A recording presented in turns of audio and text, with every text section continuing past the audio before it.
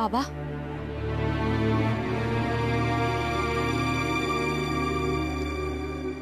তোমাদের মা খেয়েছেন? খাওয়াতে পারলাম কই, আমি একটু দুধ খই রেখে এলাম। বললাম নতুন দাদা যে ওষুধ দিয়েছে সেটা তো অন্তত খেতে হবে। উনি তো কোনো কথাই শুনছেন না। বিপদ না বাঁধিয়ে বসেন আবার। সে যে বৌমা, তোমাদের মাকে কিন্তু এবার তোমাকেই দেখতে হবে। মেজ বৌমা নেই, শরৎ, সুনীল কেউই তো নেই। তুমি এখন একমাত্র ভরসা সেজ বৌমা। তোমাদের মা জননী রাগ করবেন, যে দেখাবেন, কিছু মনে করো না মা। না না বাবা, এ আপনি কি বলছেন? আপনি দুশ্চিন্তা করবেন না। আমি আমি মাকে ঠিক খাইয়ে দেওয়ার ব্যবস্থা করব। দরকার হলে নাতি নাতনিদের দিয়ে খাওয়াবো। সুভাষের খবরটা পেয়ে বড্ড ভেঙে পড়েছেন। তুমিও তো মা সেজ বৌমা, তুমি বুঝবে। সুভাষের আর কোনো খবর পাওয়া গেল?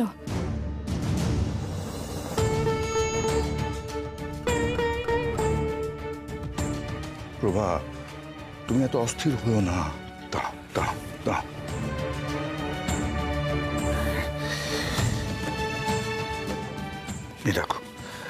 এ দেখো মান্দালয়ে পৌঁছে ওরা পৌঁছে সংবাদ টেলিগ্রাম করে দিয়েছে। ওরা সুভাষের কথা কিছু লিখেছে এতে? সে খবর আসতে খানিক সময় লাগবে প্রভা। সবে তো বন্দরে নেমেছে, জেলে যাবে, সরিষাবুদের বিষয় আছে, তারপর তো সুভাষের সঙ্গে দেখা হবে। মা, চোর দাদার সাথে তো দুই দাদারা রয়েছেন। আপনি কোনো চিন্তা করবেন না মা, ওনারা ঠিক কিছু না কিছু একটা ব্যবস্থা করবেই। আপনি দেখবেন চোর দাদাকে ওরা জেল থেকে ফিরিয়ে আনবেই। কেন বুঝতে পারছো না সেজ বৌমা? এটা জেল থেকে ছাড়া পাওয়া নয়।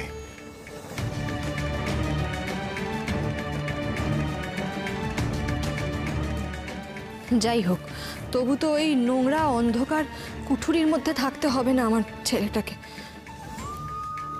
মা চলুন, আপনি আপনি ভেতরে চলুন।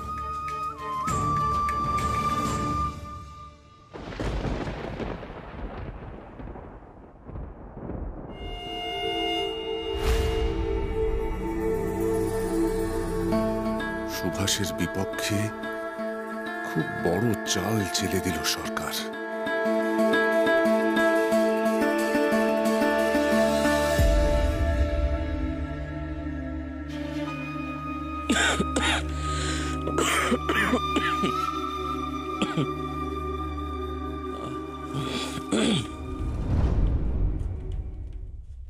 তোমার দাদা উদ্বেগবশতই যা বলার তা বলেছেন সুভাষ। এ নিয়ে তুমি আর মন খারাপ করো না। আশা করি শরৎবাবু তোমার ডাক্তার দাদাকে সবই বুঝিয়ে বলবেন। আর তাছাড়া তুমি তো সব সিদ্ধান্ত নিয়েই নিয়েছো।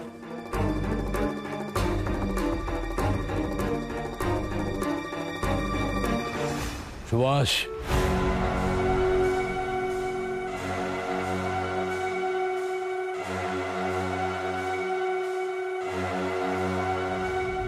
তুমি নাকি সুইজারল্যান্ড যেতে রাজি হওনি?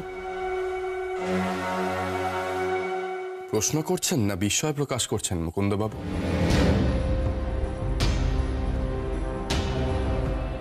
আপনি হতাশ হয়েছেন। হতাশ হওয়াটাই তো স্বাভাবিক। পরিকল্পনা ভেস্তে গেল, তাই না? তোমাকে আমি বাচ্চা বয়স থেকে চিনি, জানি। তাই তোমাকে শেষবারের মতো অনুরোধ করছি, সুইজারল্যান্ড গেলে তোমারই ভালো হতো। মুকুন্দবাবু, ব্রিটিশ সরকার যেদিন আমার আর আমার দেশের ভালোর জন্য ভাববে, সেই দিন তো আমাদের দেশ স্বাধীন হয়ে যাবে। ও তাহলে এবার সরকারি ভাবুক, সেটা কিন্তু তোমার পক্ষে ভালো হবে না। সরকার যা সিদ্ধান্ত নেওয়ার নিতে পারে, এ দেশের বাইরে আমি কোথাও যাব না, সেটা আমার শেষ কথা। আর একটা কথা মুকুন্দবাবু, আমার বইগুলো কোথায়? বইগুলো আনানোর ব্যবস্থা করুন। হাবিলদার, বইয়ের সুটকেস নিয়ে এসো।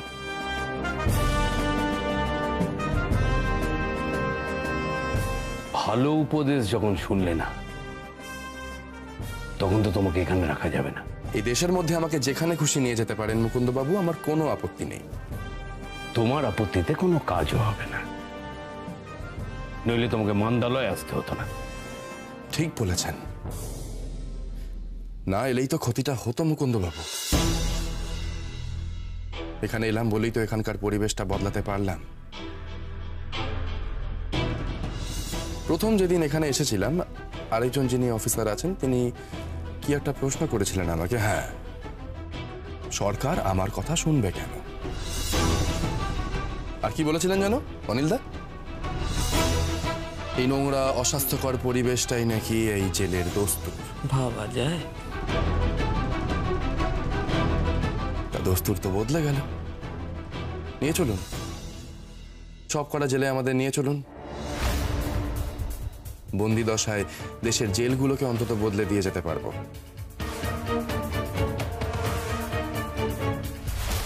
তোমাকে ইনসিন জেলে যেতে হবে। সুইজারল্যান্ডের বিকল্প ইনসিন জেল মানে রেঙ্গুন? সে তো নদীর এপার ওপার, তফাৎটা কোথায়? যাকে আমি রাজি, তবে আমার একটাই দাবি,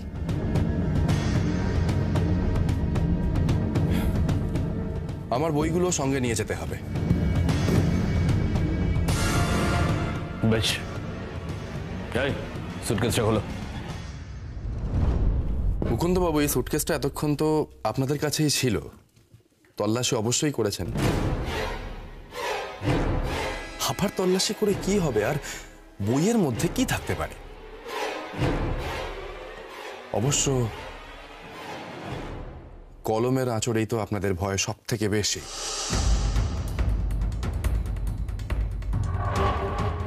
তবে কি জানেন তো মুকুন্দবাবু, কলম কেড়ে নিলেও ভাবনাটা কেড়ে নেওয়া যায় না। আর মুখে মুখে মানুষকে সচেতন করা তো অনেক বেশি সহজ, সেটা এই কদিনে আশা করি আপনি বুঝতে পেরেছেন।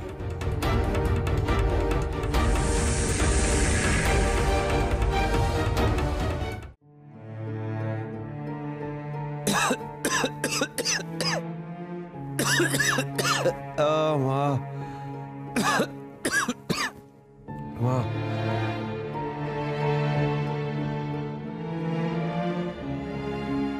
মা, কি হলো? আবার শরীর খারাপ করছে? কি কষ্ট হচ্ছে বলুন আমায়। কি কি হলো? একটু জল খাবেন? ভোলা, ভোলা, কি তো দাদাবাবুর আবার শরীর খারাপ করছে, শিগগিরই ডাক্তারকে খবর দে। আপনি একটু দাঁড়ান, আমি কি করছো বলো তো বাসন্তী? অত উতলা হয় না, শান্ত হও, আমার পাশে বসো। ডাক্তার আর কিছু করতে পারবে না। বলছেনটা কি আপনি এসব? আমি ঠিকই বলছি বাসন্তী, আমার সময় ফুরিয়ে এসেছে। কি অলক্ষণে কথা বলছেন বলুন তো আপনি? অলক্ষণে নয় বাসন্তী, সব মায়া ত্যাগ করে চলে যাবার সময় হয়ে এসছে। এত আফসোস নিয়ে চলে যেতে হবে ভাবিনি। জন্মালাম পরাধীন দেশে, মৃত্যু পরাধীনতায়। কি সব বলছেন আপনি? দোহাই আপনার, একটু চুপ করুন। জানো বাসন্তী, মানুষের মৃত্যু তার পায়ে লেখা থাকে। এই দেখো কেমন আমি দার্জিলিং এসেছি। আমার জীবনের খেলার সাঙ্গ হবে তো,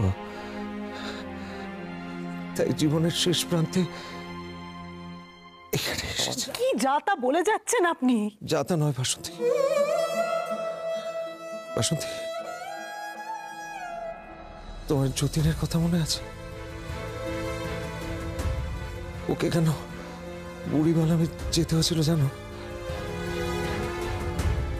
তার কারণ তার মৃত্যু ওখানে লেখা ছিল। গোপীনাথকেও কোথা থেকে কলকাতায় আসতে হয়েছিল, তার মৃত্যু সেখানে লেখা আছে বলে। বাসন্তী, যার মৃত্যু যেখানে লেখা থাকে তাকে সেখানেই যেতে হয়।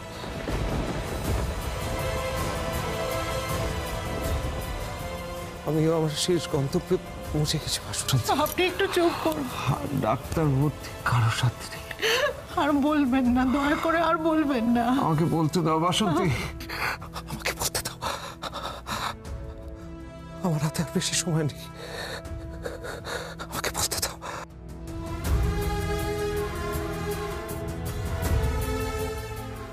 ও আফসোস থেকে গেল বাসন্তী। সুভাষকে শেষবারের মতো চোখের দেখা দেখে যেতে পারলাম না।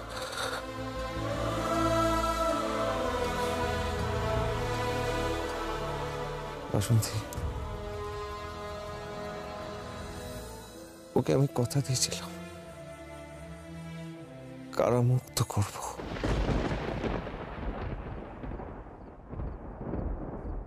পারলাম না বাসন্তী।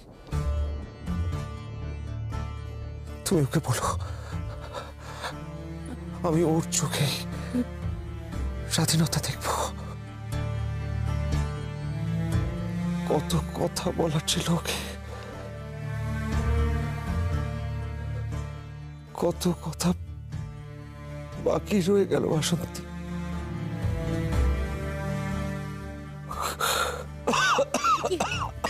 কি কষ্ট হচ্ছে?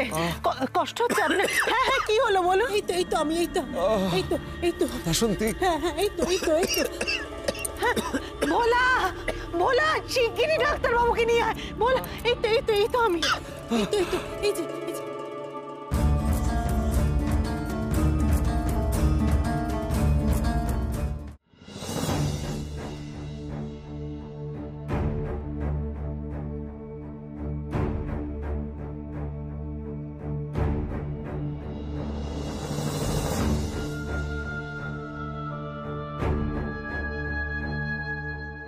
এই তাহলে আমাদের রেঙ্গুনের ইনসিন জেলের ঠিকানা। এই সুভাষ, ও সুভাষ, কি ভাবছো?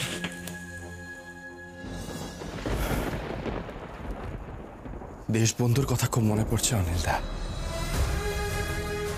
মেজদাদা বলছিল উনি নাকি মাঝে মধ্যেই অসুস্থ হয়ে পড়ছেন। উনি কেমন আছেন, ওনার শরীর কেমন আছে কোনো খবর পাচ্ছি না। বড় দুশ্চিন্তা হচ্ছে অনিলদা। আর শুয়ে পড়ো। কাল বরং সকালে উঠে একটা চিঠি লেখো দেশবন্ধুকে, কেমন? এসো।